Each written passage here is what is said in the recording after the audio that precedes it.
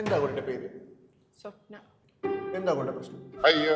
ഉറക്കാണ് എന്റെ പ്രശ്നം. ഞാൻ നന്നായിട്ട് ഉറങ്ങും. രാത്രി ഒന്ന് ഉറങ്ങാൻ പറ്റും, നല്ലതല്ലേ? പിന്നെന്താ? ഡോക്ടർ, ഞാനൊരു നേഴ്സാ. ഇപ്പൊ കുറച്ചായിട്ട് ICUല് നൈറ്റ് ഡ്യൂട്ടിയാ. അവിടെ കിടന്നു ഉറങ്ങും.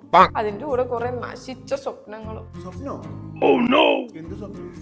ഇടയ്ക്ക് കുറെ ഫ്ലൈറ്റ്, കുറെ ഷിപ്പ്, കുറെ വിദേശ രാജ്യങ്ങൾ, പിന്നെ അവിടുത്തെ ഹോസ്പിറ്റല്, പിന്നെ കുറെ പൈസ.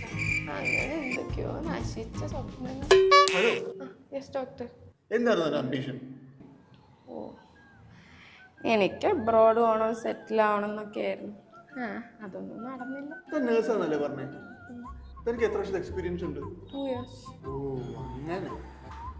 എടോ, തൻ്റെ ഈ പ്രശ്നം ഉണ്ടല്ലോ, അത് ഉറക്കോ സ്വപ്നവും കൊണ്ടൊന്നുമല്ല.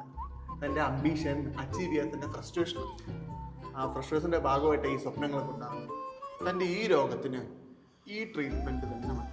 ഇതോടുകൂടി തന്നെ എല്ലാ പ്രശ്നവും തീരും.